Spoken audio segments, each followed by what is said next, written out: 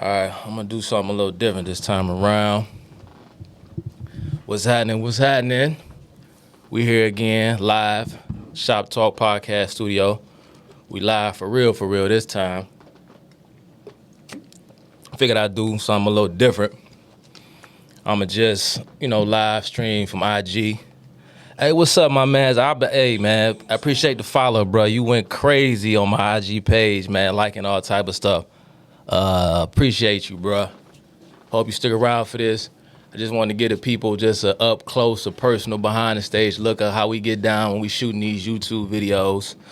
So I'm up in the Shop Talk Podcast Studio, and I want to get into something, man, because last time, I got into black feminism, the Black Panther Party, and sort of teased around a little bit with some of the ideological roots of those pernicious movements. We talked about communism, we got into Marxism a little bit. And the funny thing is, you're beginning to hear people talk about it a lot more.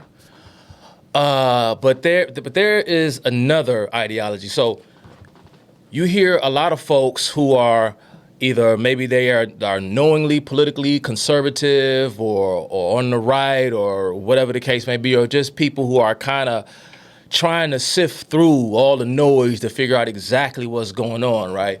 And so you're hearing words like Marxism, communism, Leninism, socialism. You're hearing these words being thrown around, but what you are also hearing coming from folks in the media, right, in these political spaces, is the term and the concept of fascism, right? We hear about fascism a lot. Fascism is becoming this sort of all-encompassing, the end-all, be-all word that is being used to smear and sully people who are opposed to the agenda of the modern left, right? Everything is fascist. I'll give you an example, right? So I just pulled up real quick. I may, once this goes up on YouTube, I may throw a little montage in there, who knows? But I just did a little search on YouTube real quick, and I was able to find some things. So just to give you an example, if you aren't familiar or if you haven't been hearing a lot of what's going on as far as our political dialogue is concerned, we have a video here on YouTube, the #1 search result from MSNBC. It titled, "Biden calls MAGA philosophy semi-fascist," right?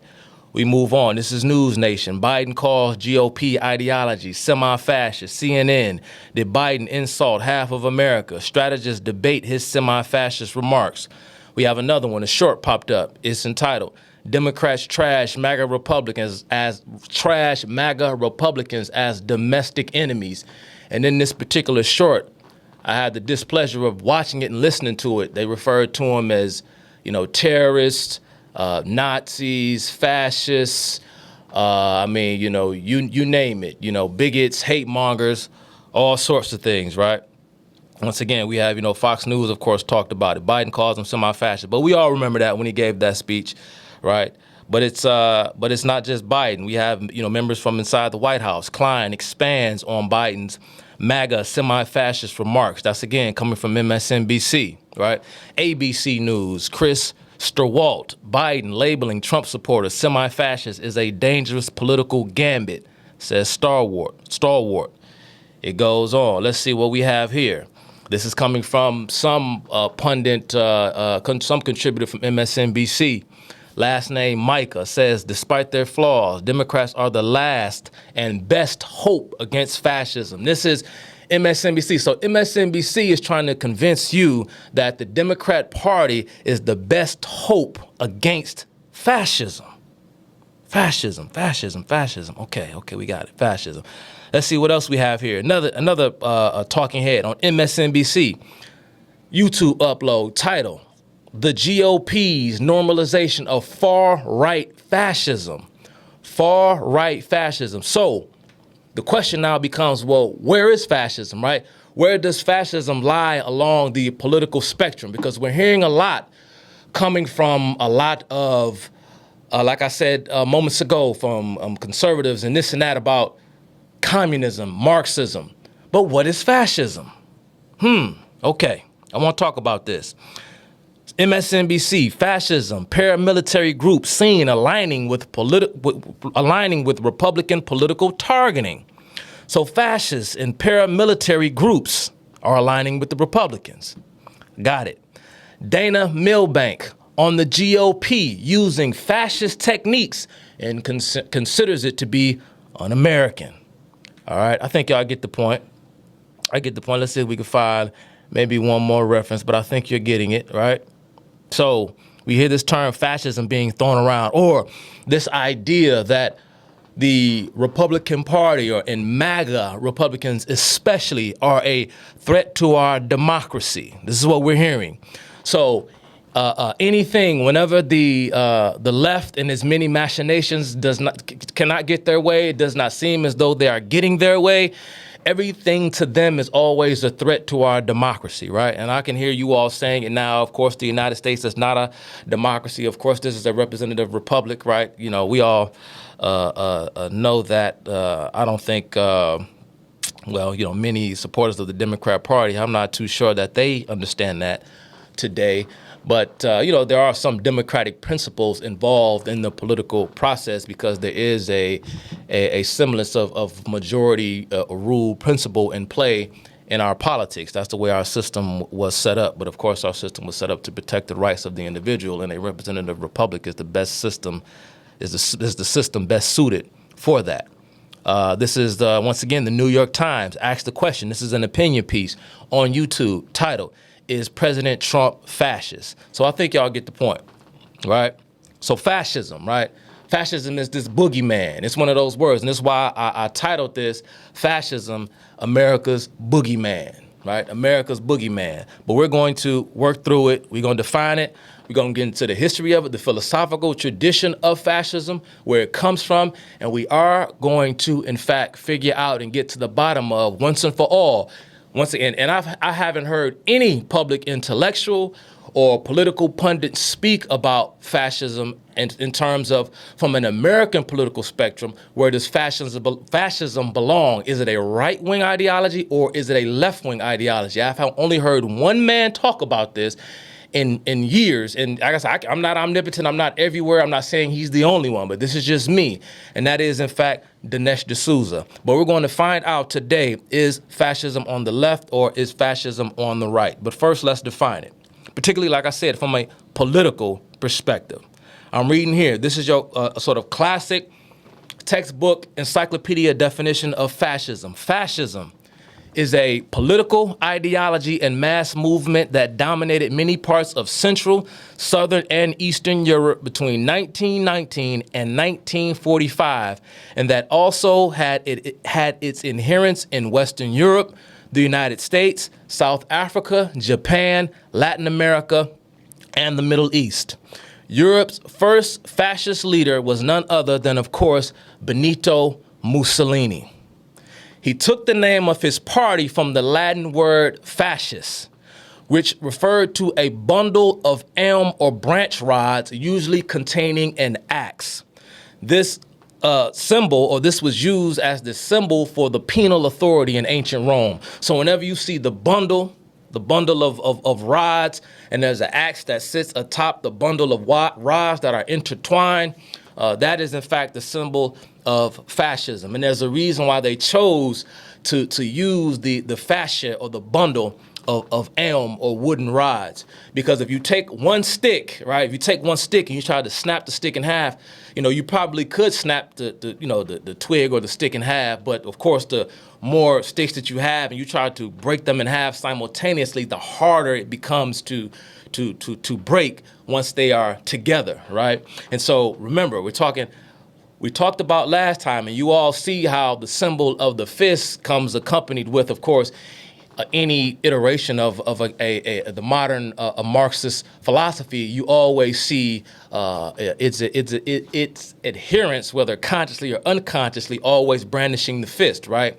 And so you take your hand, you have 5 fingers, right? They're separate. Y'all remember that scene in Soul Food, right? What Big Mama said, right? Right? Put the fingers, the fist together, and we can strike a mighty blow. Remember that's what she said. So we're already getting, so I'm doing a bit of foreshadowing here because we're now all of a sudden beginning to see the similarities, because fascism it hinges on something that is extremely similar to communism, because what you're going to discover is that fascism and communism, in fact, are separate delineations that originate from the same seed, and we're gonna get into it. So let me just say this here. Let me just break. So fascism is a political attitude that places, listen to what I'm about to say. Fascism is the political attitude that places the nation or race at the center of life and history and disregards individuals and their rights. Now, wait a minute. Hold on now. I don't know if y'all heard me. I'm gonna read that again. Fascism is the political attitude that places the nation or race at the center of life and history and disregards individuals and their rights. So ask yourself this question. Now, when you hear Democrats and their sycophants and their public relations agents in the media calling those on the other side fascists, ask yourself this question. Is that what American conservatism stands for? Is that what it stands for today? Is that ever what it stood for? Did it stand for that at some point?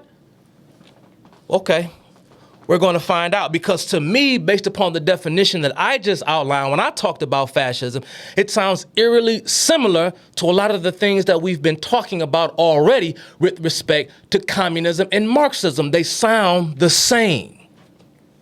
But then going back, remember what some of you may know, you may not have known, but all throughout, right around the time of World War I, right, there was this ongoing beef. Remember, of course, famously you had the, I'm trying to remember off the top of my head, the agreement that Adolf Hitler and Joseph Stalin made with one another, they called a peace pact. I can't remember what it was called, the peace pact that they had with one another. And then, of course, Hitler would go on to violate that. There's a guy who was pretty liberal, intellectual. If I could be honest, if I could sort of give my opinion on it, I don't know a lot about his scholarship. I've heard him give a lot of lectures about Joseph Stalin and his reign over the Soviet Union, and I think that his work is probably the most illuminating of any scholar that I've ever heard of, and that man is named Stephen Kotkin. If you are familiar with it, if you're interested in learning a lot about Joseph Stalin and the Soviet Union, look up the research of Stephen Kotkin. But according to Stephen Kotkin, of course, that Joseph Stalin was definitely afraid of Adolf Hitler, because even Adolf Hitler was more extreme and more of a fanatic in his beliefs than even a man like Joseph Stalin was. But Joseph Stalin was, of course, playing the long game, because what he attempted to do was lure Germany away from the other sort of Western nation states in Europe, after World War I, in an attempt to, of course, propel the Soviet Union above the liberal West. But that didn't exactly work out as he planned, which, of course, led to Joseph Stalin becoming and the Soviet Union, of course, becoming a part of the Allied powers during World War II. But I just gave y'all a whole earful of shit that ain't really got nothing to do with nothing. But let me keep going. Let me break this down. All right, so let's dive back. So fascia, once again, a band, a binding of hair, a band or sheath of connective tissue, investing, supporting, or binding together of internal organs or parts of the body. I took this definition from a medical journal, because, fascia is, of course, another term you'll hear associated with bodily or human anatomy, right? So muscle fiber, your muscles, the fascia of muscles, your muscles are a bundle of fibers. But who, in fact, certain ideas, they all have an origin, they all have a genesis. And I've compiled a lot of research for this, and I may have to break this into two parts the same way I did last time. At the beginning, we're going to get into some philosophical shit. Might be a little boring. Y'all let me know if I'm losing y'all, because to me, this shit is extremely valuable and extremely interesting. So I'm going to try to keep y'all engaged, all right? So let me just cut to the chase and let you all know who, in fact, was the father of fascism. Now, remember that Mussolini was the first fascist leader of Europe, and he wrote something. He wrote a doctrine, or what became known as the doctrine of fascism. But Benito Mussolini, who of course was the inspiration, or one of Adolf Hitler's primary inspirations, was Benito Mussolini.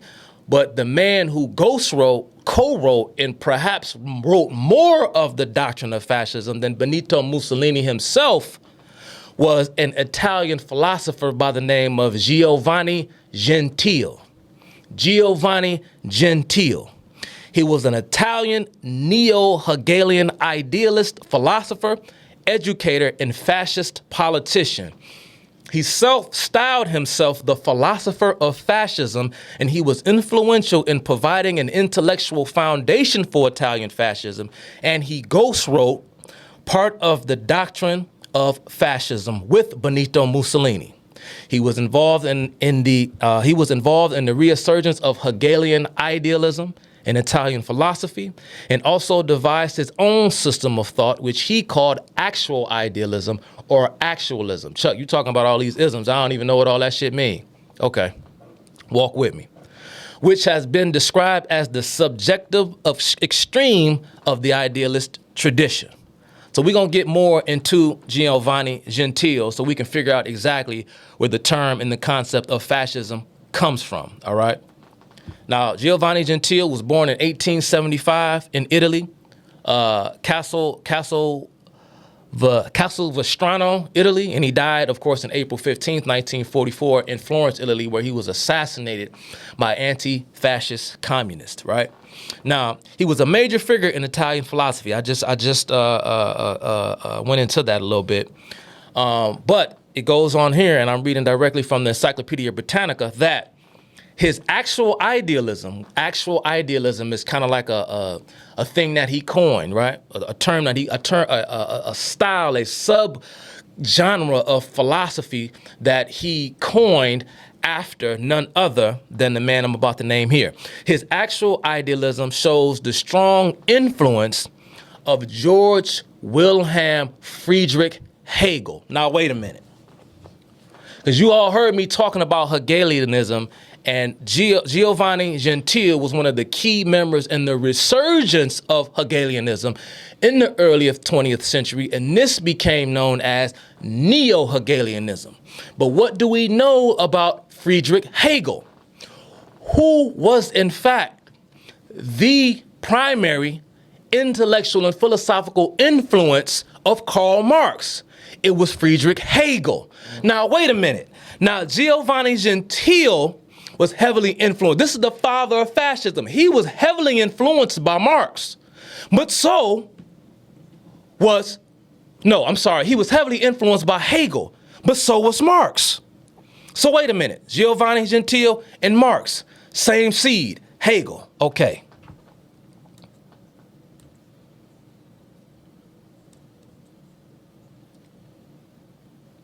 Let's go down. We're gonna go a little bit further. After a series of university appointments, Gentile in 1917 became professor of the history of philosophy at the University of Rome, while writing a book called The Philosophy of Marx. This is what Gentile wrote. The Philosophy of Marx, a Hegelian examination of Karl Marx's philosophy. He met a man by the name of Benedetto Croce. Now, I started to kind of go into some of the background of Croce, but I decided to just kind of let that fly because I don't want to deal with Croce too much. But he's another figure. But Benedetto Croce would go on later in life to renounce fascism when he saw pretty much the destruction and the havoc it caused all across Europe, and he later went on to denounce it. But Gentile and Croce were pretty much the two co-founders of what became known as fascism in the early 20th century. All right. So there you have a little bit of background on Croce, but I want to keep sort of digging into him a little bit. Let me just go real quick, refer to my notes real quick. Right. What do we have here? All right. National. All right, now, Here I picked up something. We're gonna get kind of like more into some details dealing with Croce. This is written by a man named Frank Smither. Frank Smither was born in 1933. He's like an independent writer. Has his BA in history from California State University. He's like a independent writer, researcher, and political activist. I pulled this from his website, and I like the way he worded this, and so that's why I felt the need to read it and use exactly his wording, how he worded it, in his own words. I just want to give him credit and give y'all a little background on him. So here's what Frank Smither writes about Giovanni Gentile. Philosophically, Gentile, he drew from Kant, Immanuel Kant, Friedrich Hegel, and Marx, system builders. He had some admiration for Nietzsche and had a romantic view of historic leaders of Italian nationalism.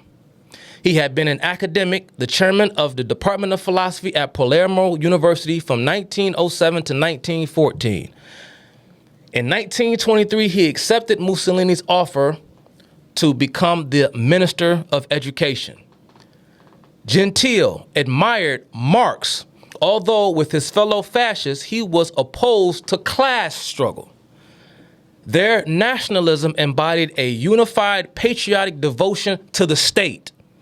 He and fellow fascists viewed Italy as a single organic entity and unifying force that bound people together by their ancestry. So notice what I'm saying here. What I'm saying is when it came to Marx viewed, of course, the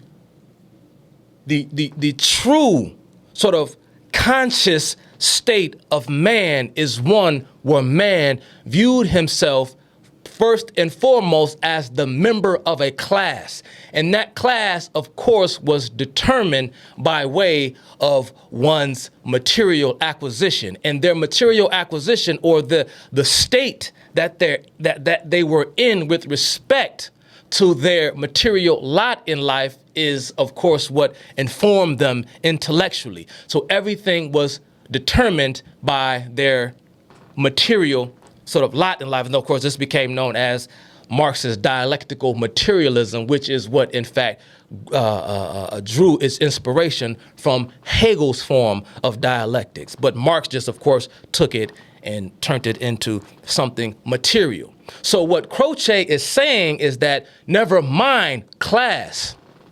Your primary allegiance, of course, belongs to the state and not your class. For us, the nation, this is Mussolini.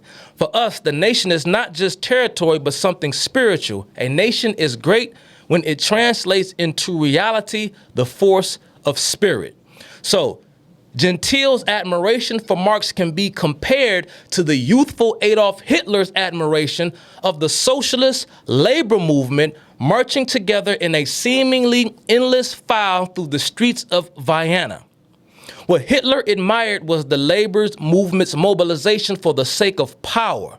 What Gentile admired in Marx was the unity of his system of thought, including its historicity. So,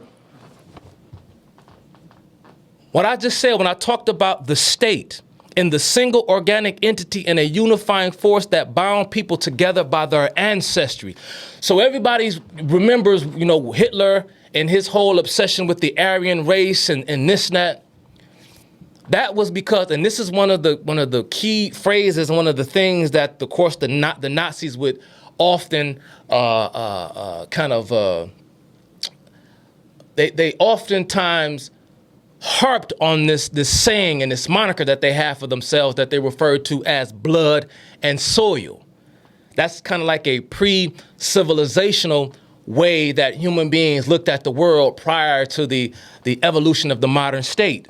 That a civilization is, of course, defined by its ancestry. So the people, the ancestry, your blood is what bounds you to your soil. So that bounds you to your territory.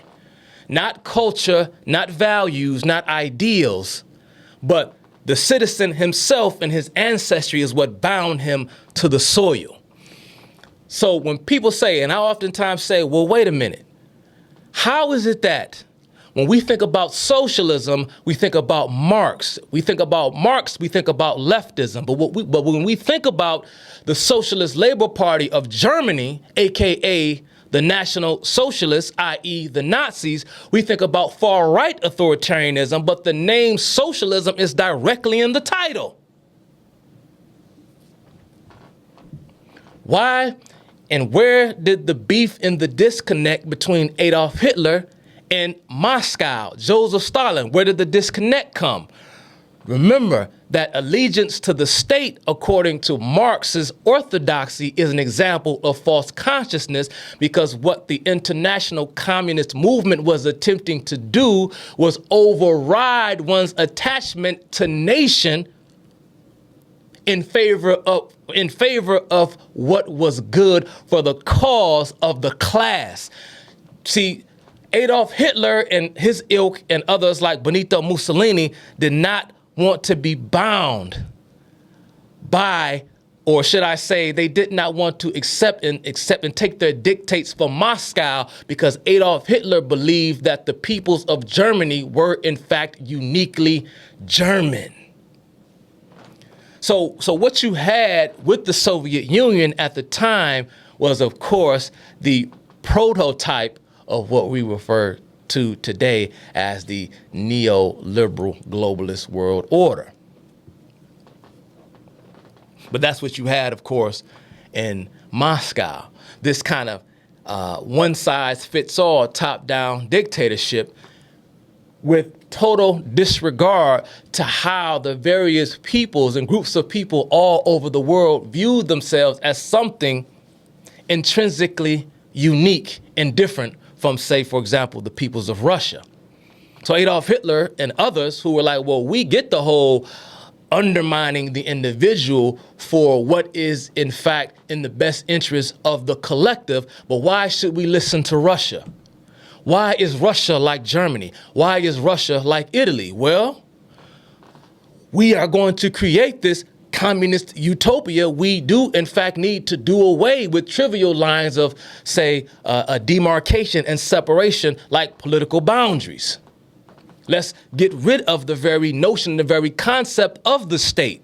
But according to the fascists, the state itself is, of course, the moral organism of the society.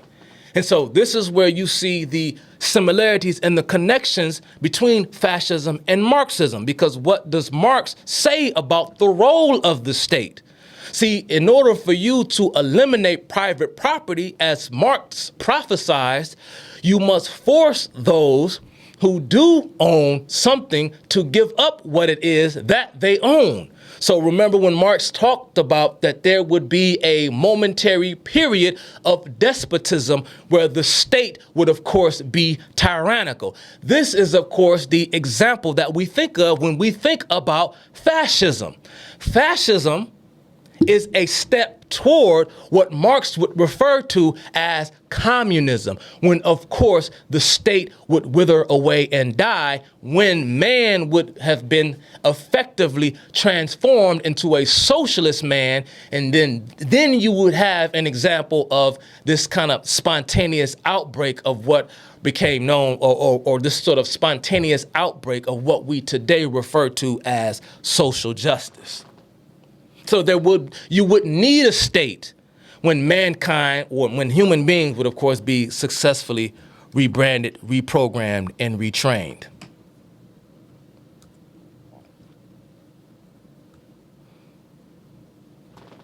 So now, once again, we're seeing the similarities between fascism and communism. But remember, we are being told that communism is on the left, fascism is on the right. Let's keep going. Among many fascists was a belief that they were acting with a purpose, without which the world would be absurd. Gentile stood against the positivism that limited authentic knowledge to that based on sense experience. Now, this is what Marx was talking about. Marx said that knowledge is based solely on sense experience, i.e. his idea or concept of materialism.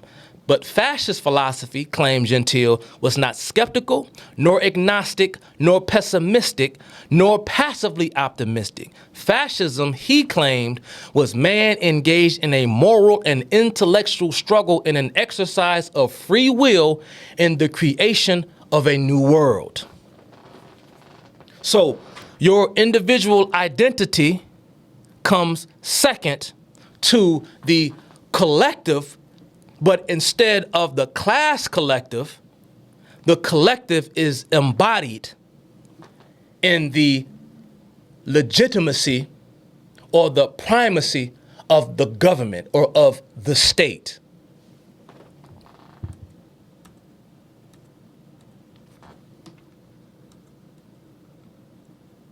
All right. So y'all, bear with me. We live. All right. We live. All right, so I talked about Hegelianism. We talked about Friedrich Hegel for a brief moment, right? And I talked about how both Marx and Giovanni Gentile drew heavily from Marx. So if Gentile and Marx drew from Hegel, well, what exactly was Hegelianism? What exactly was Hegelianism all about?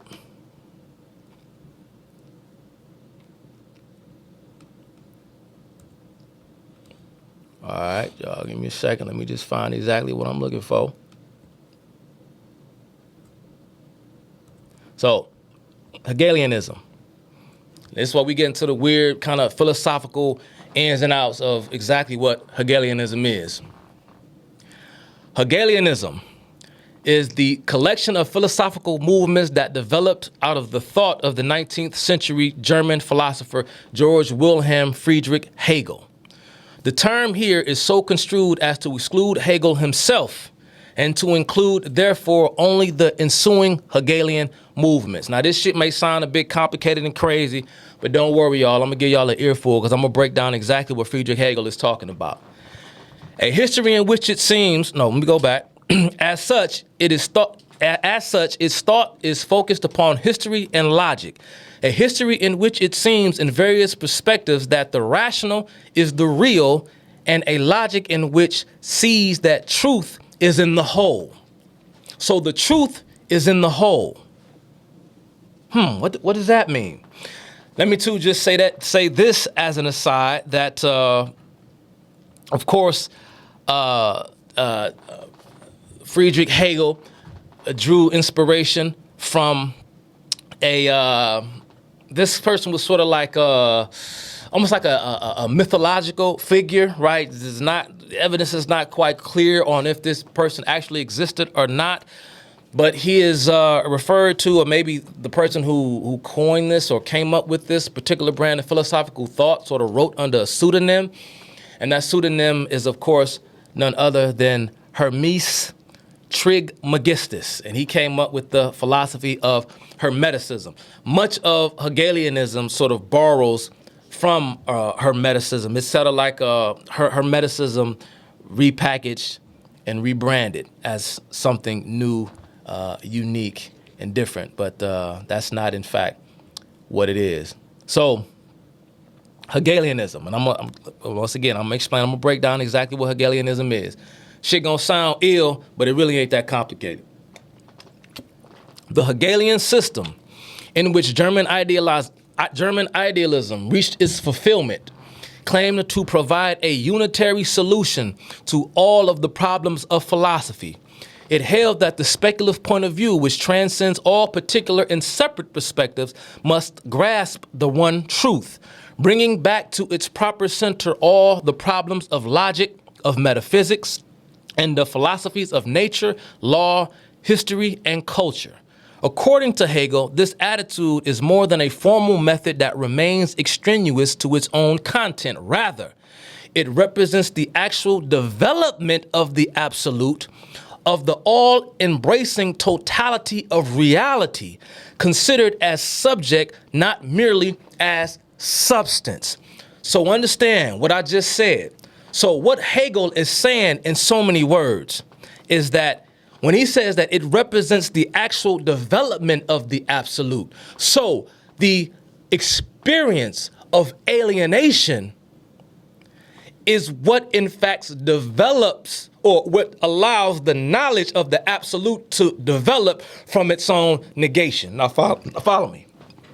Now, for example, say when you look at the concept of God, my man Chad, what's the deal? When you look at the concept of God, God is all knowing, all powerful. God is everywhere. God is everything. So according to Friedrich Hegel, and earlier according to Hermes Trismegistus, that the all can only be conscious as itself, but not of itself. Why? Because he who is everything is at the same time nothing, because you can only know what you are if you are in fact in the knowledge of what you are not. So when God negates, because the creative process was a contraction of the one upon itself, that is what Hegel refers to as the absolute. So think of it in Judeo-Christian terms, that God is not knowledgeable of the fact that he is God until God creates something wherein God can see himself in that which he has created. So it reminds me of something.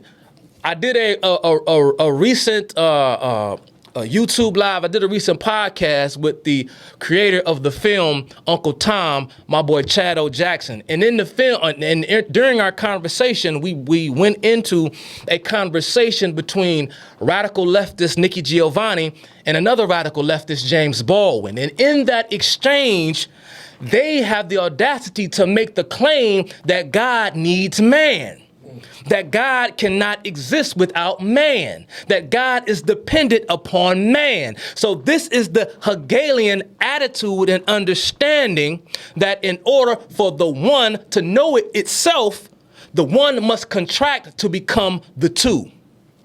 Just like the very notion and the very concept of, for example, biological sex. Because in one, or should I say in the spirit, the two is expressed as the one, but in the material world, the one expresses itself as the two. That's male and female. This absolute, Hegel held, first puts forth or posits itself in the immediacy of its own inner conscious, and then negates this positing, expressing itself now in the particularity and the determinateness of the factual elements of life and culture, and finally regains itself through the negation of the former negation that had constituted the finite world. Wow, y'all probably like, man, I don't know what the fuck, I don't get this shit. But see, such a dialectical scheme accomplished the self-resolution and the aforementioned problems of logic, of metaphysics, and so on. So there explains Friedrich Hegel's dialectical process. Because what we refer to as our actual existence, we as a society, we run downstream from our ideals. So we have our ideals. Society is downstream from our ideals. And so we live within this, that we have this inner conflict between how we are and how we think that things should be. And within, so the ideal is the synthesis. The society, according to the Hegelian scheme of things, is the antithesis. And the synthesis between the synthesis and the antithesis is embodied in the state. Because the state is the ultimate expression of God's will.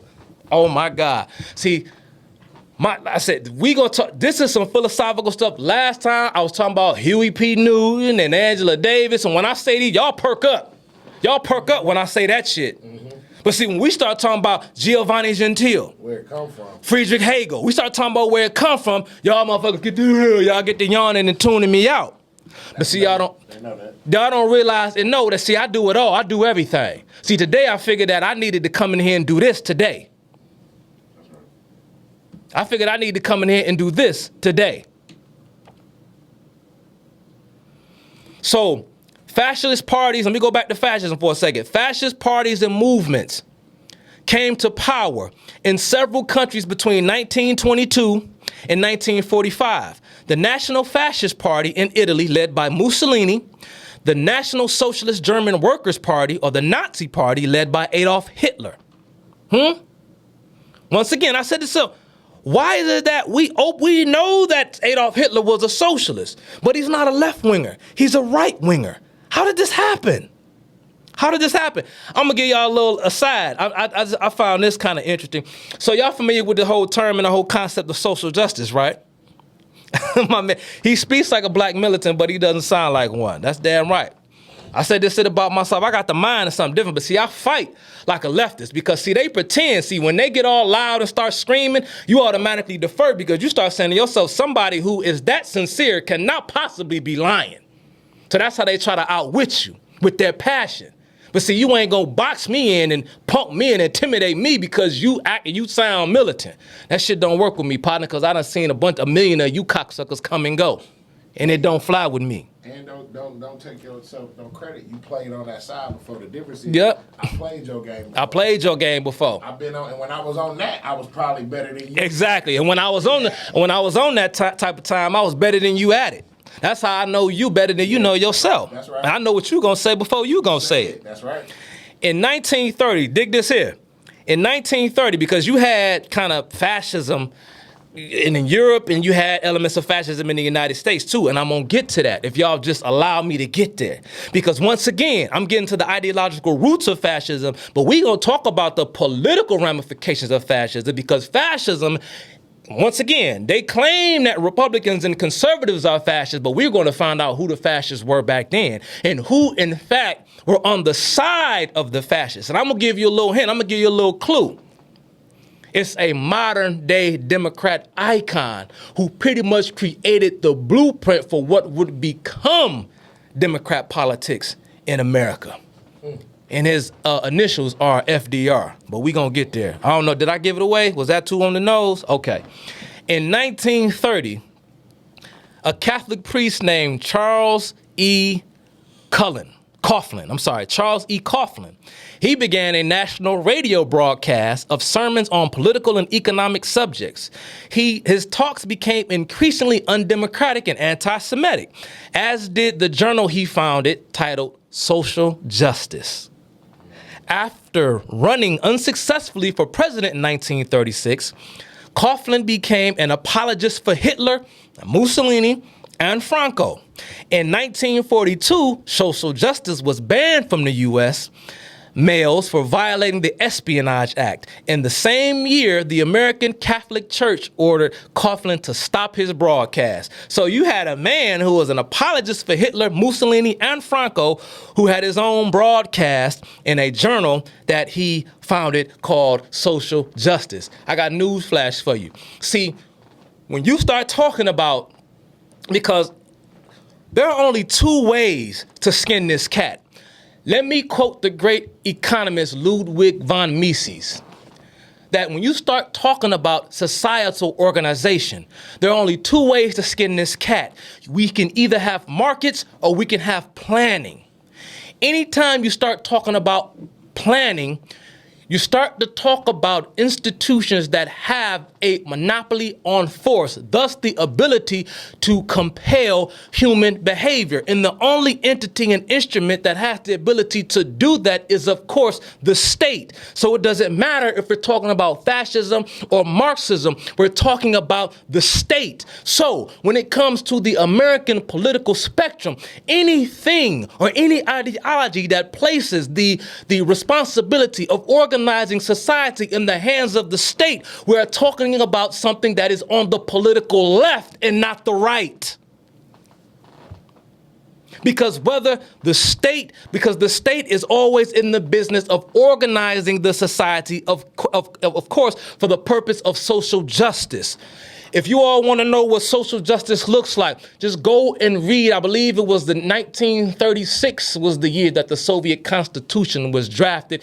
And look at the 1936 Soviet Constitution that was drafted under the auspice of Joseph Stalin and read it word for word. And it sounds extremely similar to how a lot of you speak today who believe in the gospel of social justice. But Adolf Hitler said the same thing. Adolf Hitler, of course, came to implement his own brand of social justice. So when I talked about the dialectic, like I said, I broke, because mind you, Friedrich Hegel considered himself to be a Christian, but he was very sort of heretical. He had these very Gnostic and pagan ideas of what he thought Christianity was. And I think to a large extent, Friedrich Hegel was probably more so an atheist than he was, in fact, a believer in God. I would say definitely the God of the Bible. He definitely sort of distorted and perverted it a bit. But keep in mind that Hegel relies heavily on this idea that God and man are somehow involved in this sort of reciprocal relationship for this sort of higher understanding. So we learn from God as God learns from us. Not that God is all knowing and independent of man, but we are in fact determining, or we are in fact God having an experience as itself. That's what Hegel would suggest. And of course, Hegel borrows heavily from a lot of pre-existing schools of Gnosticism that goes all the way back to Greece and Egypt and Babylon and so on. So what Marx would do and how he would differentiate himself from Hegel in a traditional sense, mind you, Brother Jay, let me know when I'm running out of time and when I'm running out of space, because I can easily break this up into two parts. So dialectical materialism. So this is what Marx came up with. Marx took Hegel's philosophy of dialectics and he turned it into something that was quasi-economic. So he came up with the concept and the notion of dialectical materialism. I'm going to read here directly from the encyclopedia just a clear-cut definition of what we're talking about when we're talking about dialectical materialism. Dialectical materialism is a philosophical approach to reality derived from the writings of Karl Marx and Friedrich Engels. For Marx and Engels, materialism meant that the material world, perceptible to the senses, has objective reality independent of mind and spirit. So, the spirit and the mind does not inform the senses or matter or reality. Matter, in a sense, is what, in essence, see, Marx would kind of take everything and capsize it and flip it upside down. Because your consciousness and your perspective on life would be determined by the material world, right? The perceptibility of your own senses. So when we talk about blackness or black consciousness, your attitude or your perception as an individual is first and foremost formed by way of your perception of where you fit in regards to the group. So the group, the black consciousness is what informs your individual consciousness, right? As a person who just so happens to be black. And the collective experience as a black community is, of course, determined by the material world. And what do we mean when we're talking about the material world? We're talking about income. We're talking about geographics. We're talking about all of these numbers and these theory and these statistics that these social theorists put out. And so if you look at the aggregate, if you look at the average when it comes to, the average income of African Americans and this and that, and so that is what in fact forms your worldview. They do not deny, this is Marx and Engels, they do not deny the reality of mental or spiritual processes, but affirm that ideas with a capital, no, just lowercase I, I'm sorry, that ideas, I started to get Platonic on y'all, that ideas could arise, therefore, only as products and reflections of material conditions. Listen to what Marx is saying. He's saying that ideas can only arise as products and reflections of material conditions. So wait a minute. So when we criticize black folks and when we criticize blackness or anybody, I talk about black people because I'm black and I am partial to that to a large extent. But it also speaks to the fact that so-called black problems are not just or exclusively black problems. Black problems are also America's problems. Let's be clear, because we are Americans and we are here. But Marx says that ideas can only arise as reflections and products of material conditions. So when people talk about, well, here's what black folks need to do in order to get the things out of life that they want, they say, well, wait a minute. No. We can't behave in that manner because of we don't have the material things that we need in order to foster a correct or decent cultural praxis. So material conditions must come first. And this is why they adhere to the social justice gospel of state coerced wealth and income redistribution. Why is there an inordinate amount of crime in our inner cities that are heavily populated by minorities, by ethnic minorities, black and brown people? Well, it's because they're poor.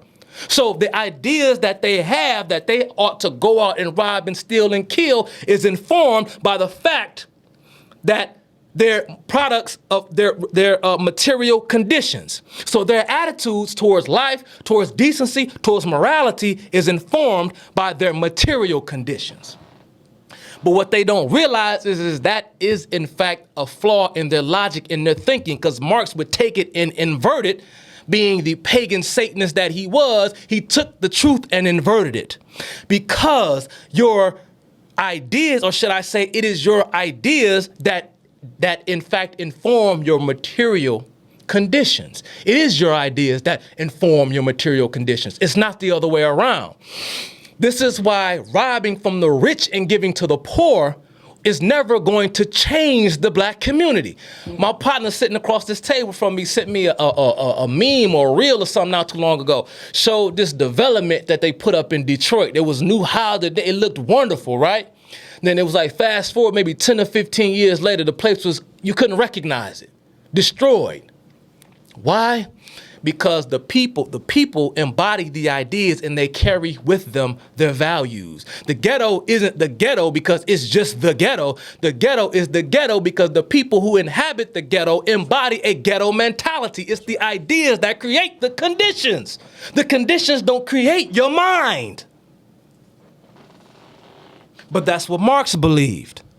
This is his example of dialectical materialism. Let me move on. Marx and Engels understood materialism as the opposite of idealism, by which they meant any theory, by which, this is what they meant, by which they meant any theory that treats matter as dependent on mind or spirit as capable of existing independently of matter. For them, the materialist and the idealist views were irreconcilably opposed. Irreconcilably opposed throughout the historical development of philosophy. They adopted a thoroughgoing materialist approach, holding that any attempt to combine or reconcile materialism with idealism would result in confusion and inconsistency. Wow.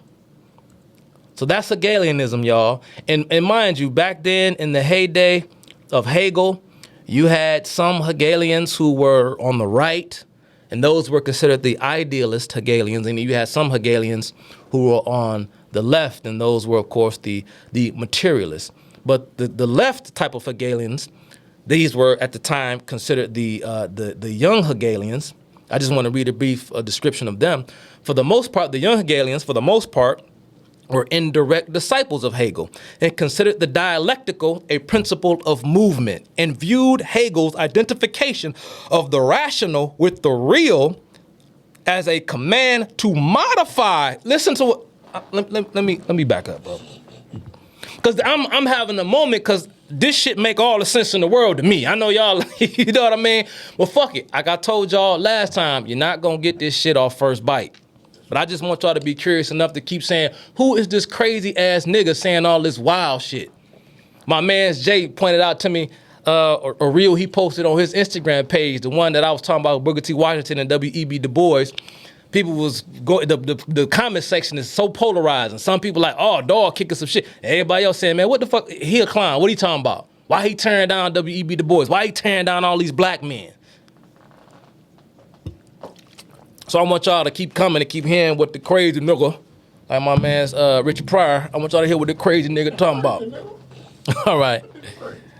So The left, this is the young Hegelian, let me go back.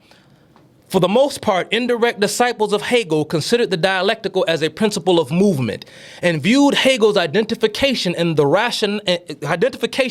rational being the ideal, meaning the truth. The real, rational with the real. The real is the real, matter, right? The real, the rational is the idea, as a command to modify the culture and political reality that reactionism was merely justifying and to make it rational. So what the young Hegelians who created leftism off the back of the philosophies of Friedrich Hegel, who I have in the past at times defended, because I don't think that Hegel was necessarily malevolent. Karl Marx was malevolent. The left said that, well, we need to take the rational and make it real, even if it means modifying culture and politics. So here's where the political activist element of Hegelianism comes in, because we need to transform what is, or should I say, we need to transform what should be into what is. And remember, what is blocking man from becoming the subject of history is not, and not merely the object, is of course this whole notion that God has everything under control. And this is why leftists have complete and utter contempt for the divine, complete and utter contempt for God, because God makes men too complacent, because the ideology of the Judeo-Christian Bible is one that is too fatalistic, because it makes man resign to the fact that he is in fact in a fallen state. See, the left rejects this, because you can in fact turn the rational into the real only if you are willing to modify culture and politics, because the dialectic is a principle of movement. Goes from here to here. Bring the marginal to the center. Then find another margin and bring the margin to and it just keeps moving until you reach the end of history. So many of y'all running around talking about, man, when in the hell did we start, for crying out loud, man? We got child, dude, just 3-4 years ago, this wouldn't even have been a sentence, what I'm about to say. Child-friendly drag queen shows. That's a sentence I just said. I couldn't even have put them words together 3-4 years ago, but that's where the revolution is today, because the Hegelian dialectic is a principle of movement. Now, I said that Giovanni Gentile was one of the key members of the neo-Hegelian movement, right? So the doctrine of neo-Hegel, I'm just going to briefly describe neo-Hegelianism. It was a movement in Great Britain and in the United States from 1870 to 1920. The name is also sometimes applied to cover other philosophies of the period that were Hegelian in inspiration. For instance, those of Benedetto Croce and Giovanni Gentile. So Marx was inspired by Hegel, and so was the founder of fascism. Don't lose that. Don't lose it. Its exponents sought to give philosophical expression to a widely felt antipathy to the prevailing materialism and utilitarianism, and turned to the writings of George Wilhelm Friedrich Hegel. The neo-Hegelians were opposed to materialism and to naturalism in metaphysics, to the analysis of consciousness in terms of sensation and the association of ideas in theory of knowledge. The psychologic,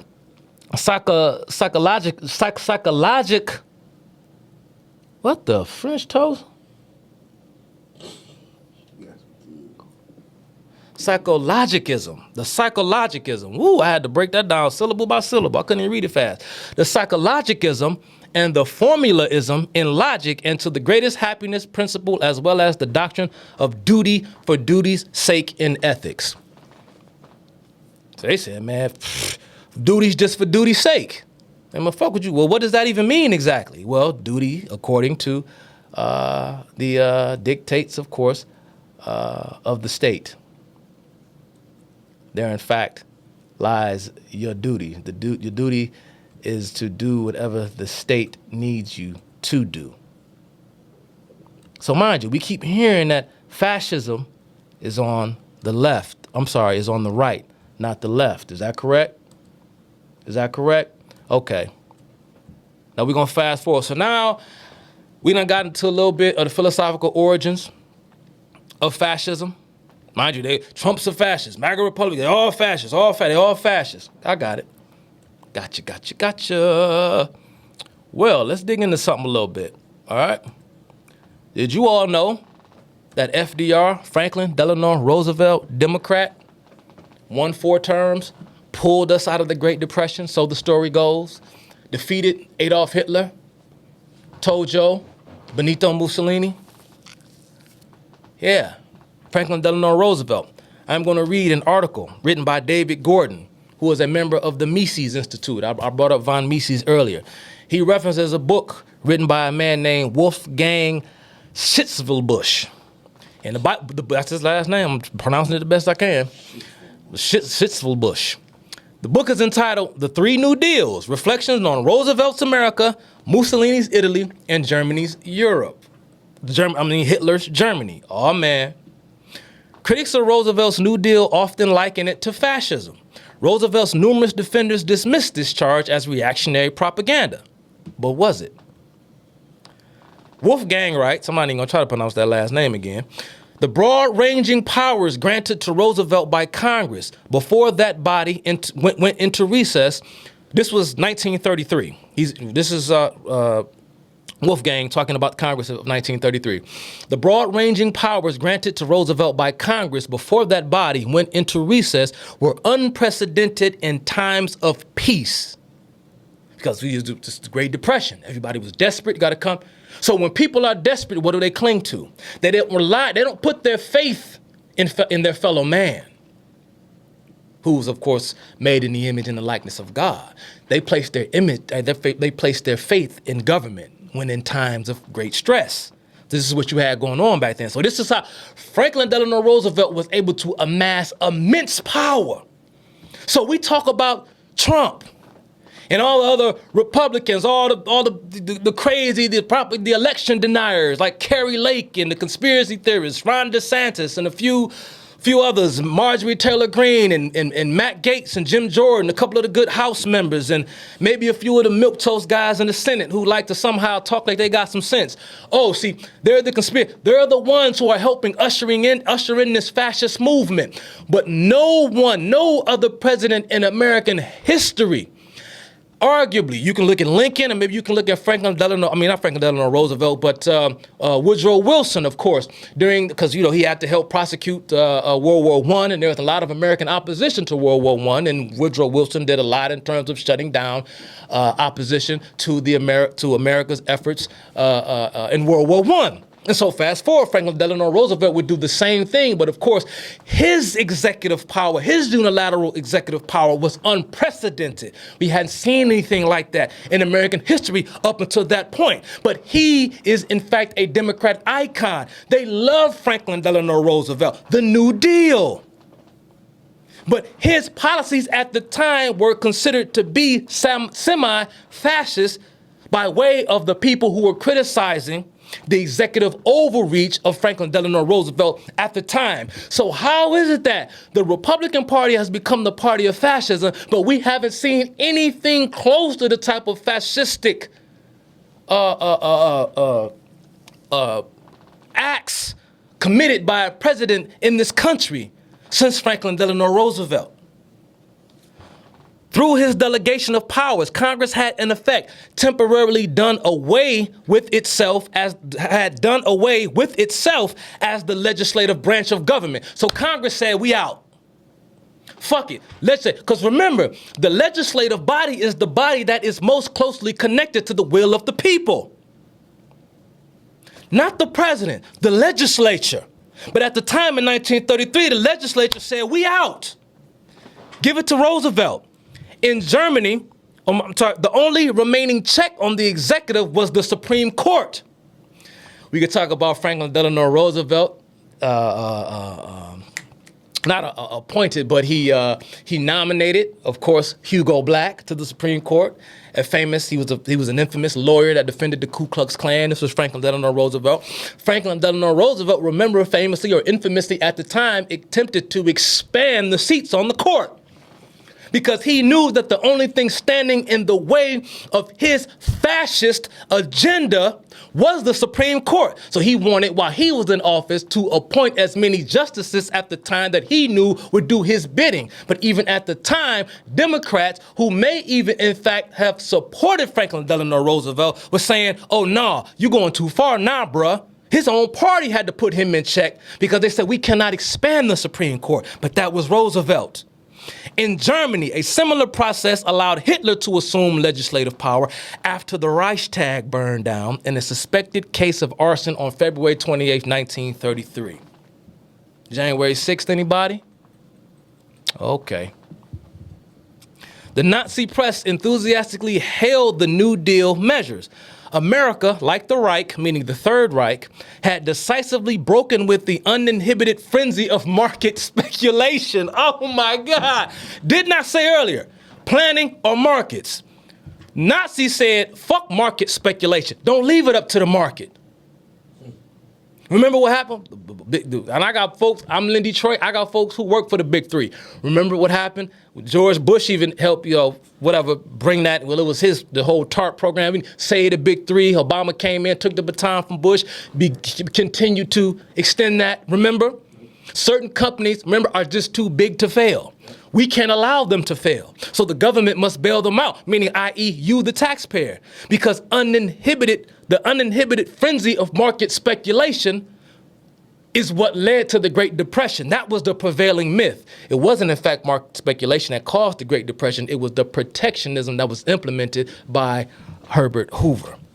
But I ain't come here to talk about Herbert Hoover, because going back to people who tell about the presidency of Franklin Delano Roosevelt, honestly, they would tell you that Franklin Delano Roosevelt, in fact, slowed down our recovery because he, of course, interfered with the market.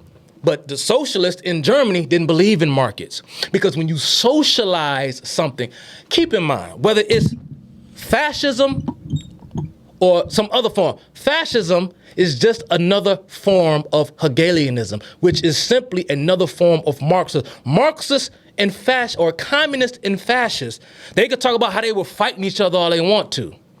It simply came down to, is your allegiance with the race, blood and soil, and the state, or is your allegiance to your class?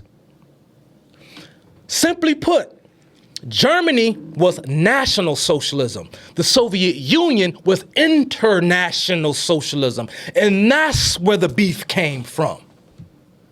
But, like I said, you're talking about when you're talking about socialism, that's the point I was going to make. If you're going to see the government itself, and this is the theory of that they promote, that the government is what represents the will of the people. So when you collectivize property, right? Because property and that is the market. Human beings interacting with one another, supply and demand, freedom of association, trade-offs. The government comes in and says, no, we don't want that, because everybody owns. So if you say, okay, well, bet, fuck it then. Everybody owns. What is wealth and income redistribution? Wealth and income redistribution is capitalism. Wealth and income redistribution happens when you go to a store and you purchase something.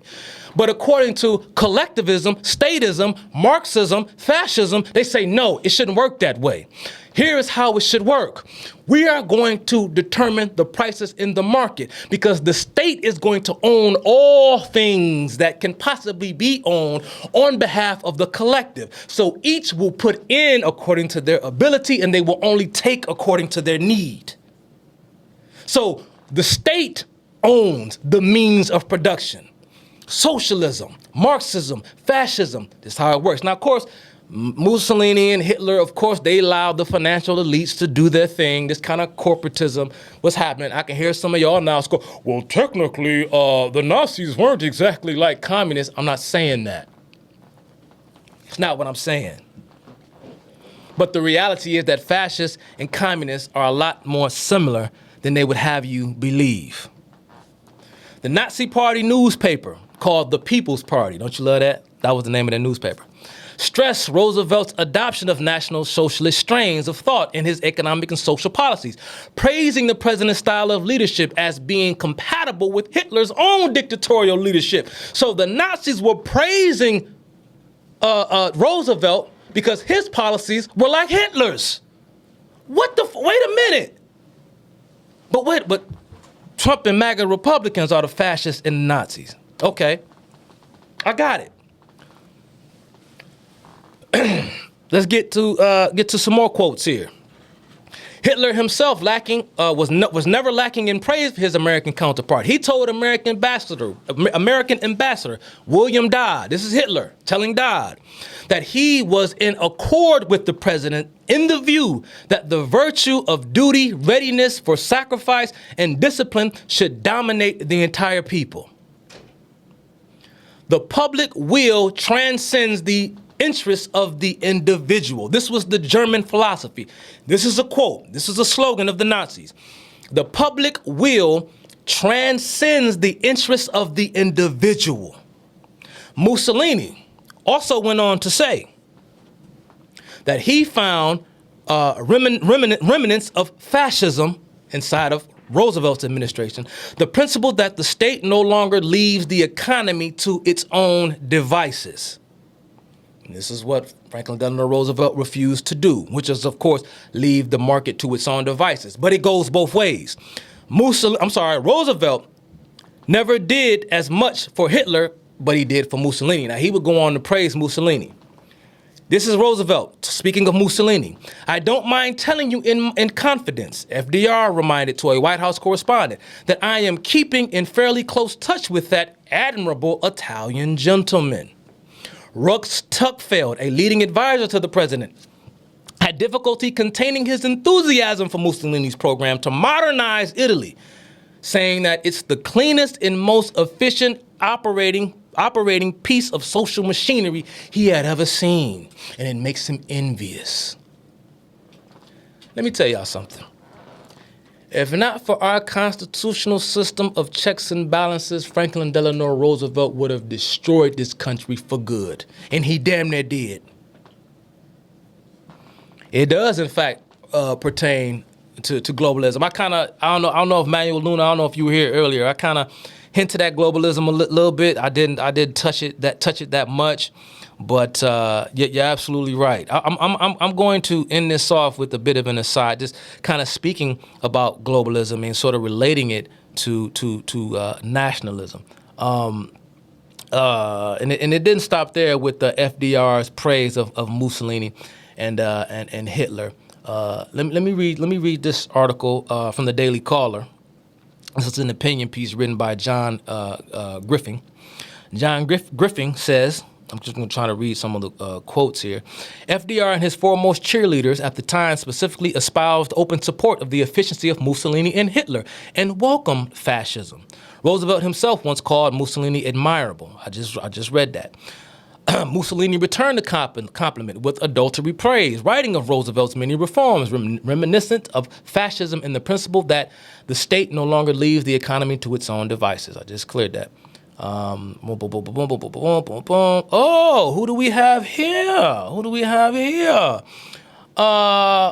Let's see. NAACP founder, W.E.B. Du Bois, Du Bois, for those Francophiles out there, viewed the Nazi rise positively. You didn't notice, did you?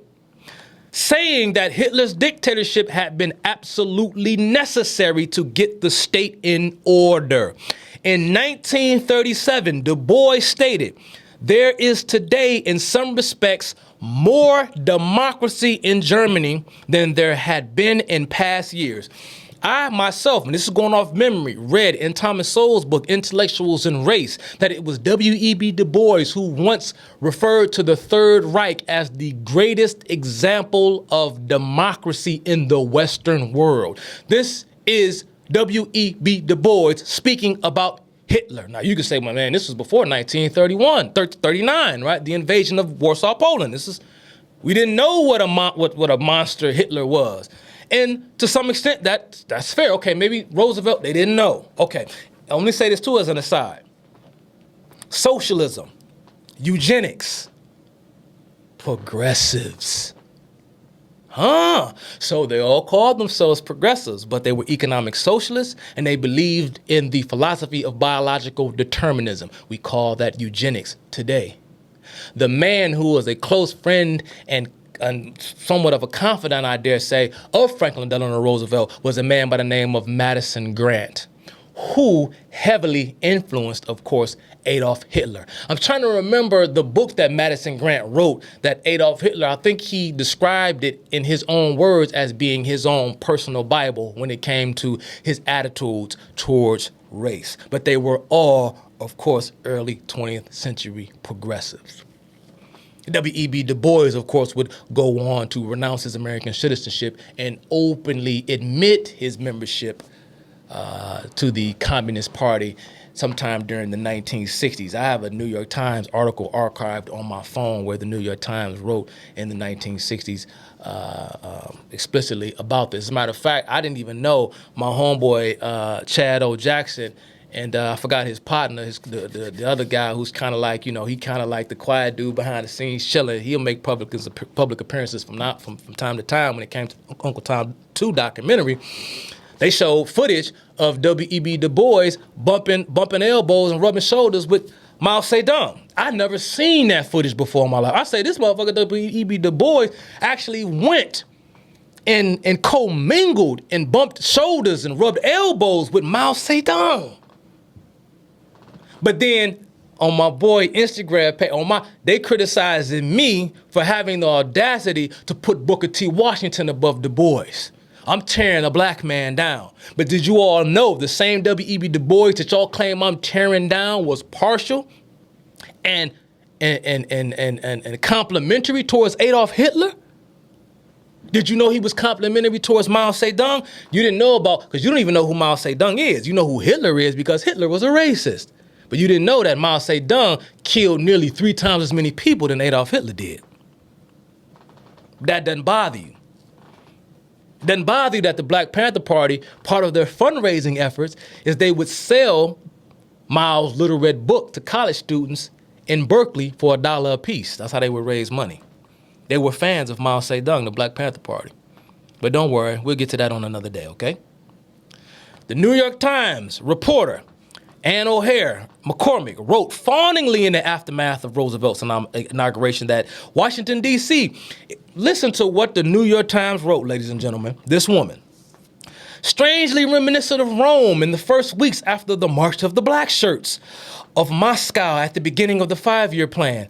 America today literally asks for orders. So this writer at the time of Franklin Delano Roosevelt's inauguration is saying that it looks like those who are in support of Franklin Delano Roosevelt, they look eerily similar to Mussolini's black shirts. But January 6th, MAGA Republicans, those are the black shirts of today. How did this happen? When did this spin? How did the narrative totally just get completely turned upside down? Speaking of, I'm not even going to get on Kanye West, but the same New York Times, who is a Jewish-owned newspaper, and I'm not saying anything negatively about all Jews. I would never do such a foolish thing. Because some of my biggest intellectual inspirations are Jewish men, like Dennis Prager, like Mark Levin, like David Horowitz. So I would never wholesale attack Jews, but I will say this. It is a fact that the New York Times is a Jewish-owned newspaper. It is a fact that the New York Times did, in fact, cover up the Holocaust. They have publicly apologized for their negligence with regard to exposing what was happening inside of the Nazi war machine. And why is that? Because the Jewish-owned New York Times at the time did not want to make it seem as though they were biased towards Jews. So they ignored the plight of their own people. Oh, you didn't know that? Speaking of New York Times, this is not about race, not about Jews versus not. This is about ideology. The reality is the majority of Jews happen to be left-wing. Many of them extremely left-wing. Especially the younger Jews, openly cheering and hoping for the downfall of Israel. Never mind. I didn't even mean to broaden this because I don't want to dovetail into that. But just like a lot of Jews happen to be left-wing, a lot of black people happen to be left-wing. It's just the reality. In the New York Times, this is not a Jewish thing. This is an ideology. This is about what you believe. This is about your values. And the New York Times runs cover for every single solitary progressive cause. And make no mistake about it, Adolf Hitler was a progressive. So much so that in 1938, a year before he invaded Poland, Adolf Hitler was declared Person of the Year by Time magazine. Because fascism was the wave of the future.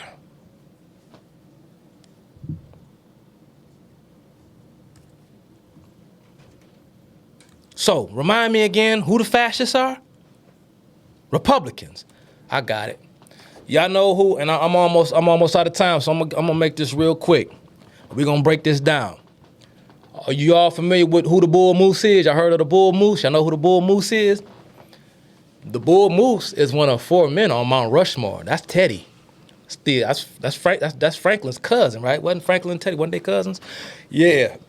Teddy Roosevelt was once a Republican. But he broke away from the Republican Party and started his own faction called the Bull Moose Party, formerly known as the Progressive Party. But wait a minute, why? You see, I'm reading, U.S. descendant political faction that dominated the former President Teddy Roosevelt as his candidate in the presidential election of 1912. So what they're saying is the Bull Moose Party, that was that was Theodore Roosevelt's party when he ran for office in 1912. The formal name and general objectives of the party were revived 12 years later, opposing, get this, the entrenched conservatism of the regular Republican Party, which was at the time controlled by William H. Taft. A National Republican Progressive League was organized in 1911. So what you had at the time was this split between conservative Republicans and the progressive wing of the Republican Party.